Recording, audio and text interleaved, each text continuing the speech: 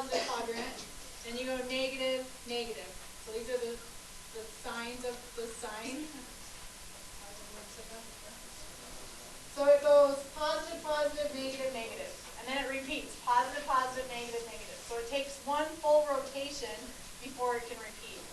Where when we get to the tangent, watch how fast the tangent repeats. It goes, with the tangent, it goes positive, negative, positive, negative, positive, negative, positive, negative for the tangent.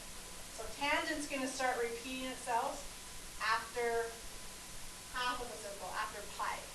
But sine doesn't start repeating itself until 2 pi. So we have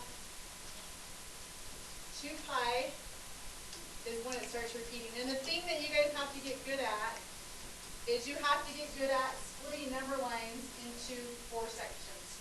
Because every time, because of the 4 quadrants, when it goes up, 0, down, you have to be able to split these up. And the normal one is just your normal quadrant ones. But if I try to make it go faster or slower, it's going to change these numbers right here.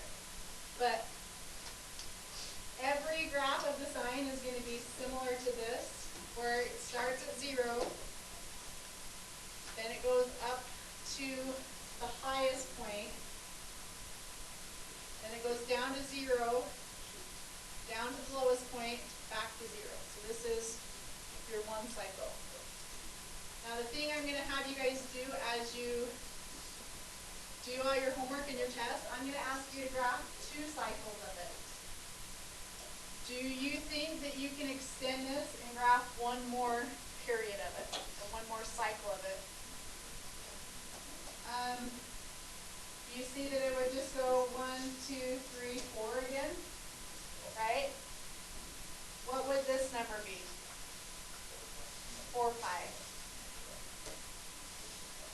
Take a second and fill in these other numbers on your notes. And if you notice this goes 1 pi, 2 pi, then obviously this is going to be 3 pi and 4 pi. So you can either count by half a pi, 2 halves, 3 halves, 4 halves, 5 halves, 6 halves, 7 halves. Or if you want, this point, this tick mark is right in the middle of these. It's just the average. What's the average of 3 pi and 4 pi? Add them and divide by 2, right? Find the average. What's 3 pi plus 4 pi divided by 2? 7 pi over 2. It's right in the middle. Well, that's another way to kind of check. Do you think you could continue going on this? And it is a smooth curve. It goes up and down like a parabola. It's rounded like that. So this one at here, it's going to be where? Up. And then at 3 pi, where is it going to be? 0. Down, 0. And I like to put the dots in and then try to connect them.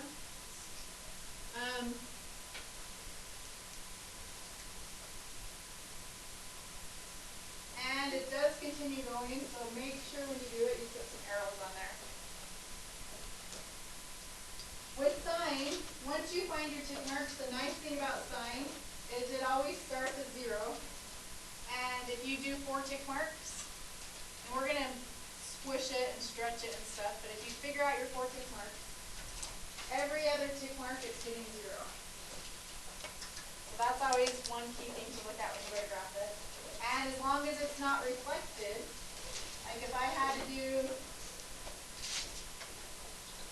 y equals negative sine of x, what is that going to do when you reflect it?